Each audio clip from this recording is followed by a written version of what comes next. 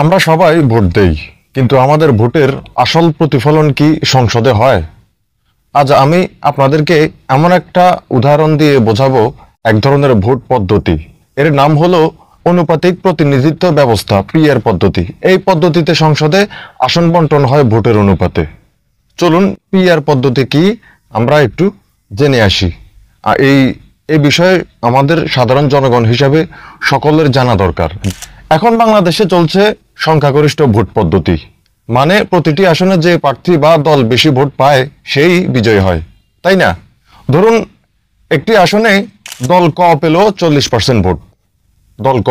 আবার দল খ পেল 35% ভোট, আবার দল গ পেল 25% ভোট। হ্যাঁ, এখানে জয়ী হবে কোন দল? দল ক।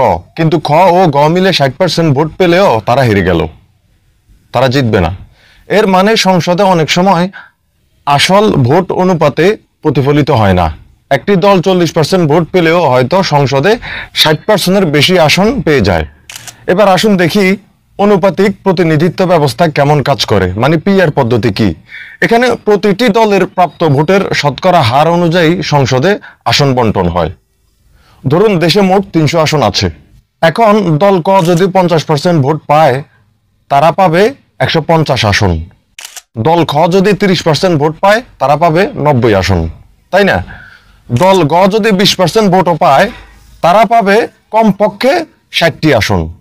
ফলে সংসদে ঠিক সেইভাবে প্রতিনিধিত্ব হবে যেভাবে জনগণ ভোট দিয়েছে।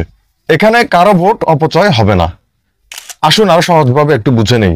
ধরুন একটি গ্রামে ভোজের আয়োজন হলো, অনুষ্ঠান, খাওয়া দাওয়ার আয়োজন হলো। মানুষ ভোট দিল ভোজে কি মাংস রান্না হবে। হ্যাঁ, 5 জন বলল গরু মাংস খাবো, আবার 3 জন বলল মুরগির মাংস খাবো আমরা, আবার 2 জন বলল হাঁসের মাংস চাই, আমরা হাঁসের মাংস খাবো।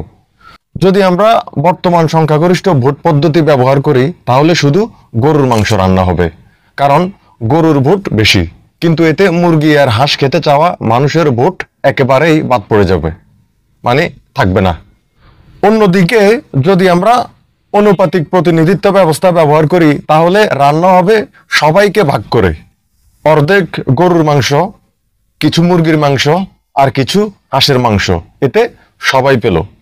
ফলে সবাই নিজের পছন্দের অংশটুকু পাবে। এই হচ্ছে পিআর পদ্ধতি। এবার আসুন দেখি পিআর পদ্ধতির সুবিধা এবং অসুবিধা কি। এই ব্যবস্থার সুবিধা হলো ছোট ছোট যে দলগুলো আছে এরাও সংসদে প্রবেশের সুযোগ পাবে। জনগণের ভোট সংসদে সঠিকভাবে প্রতিফলিত হবে। একক দলের আধিপত্য কমে যাবে, থাকবে না।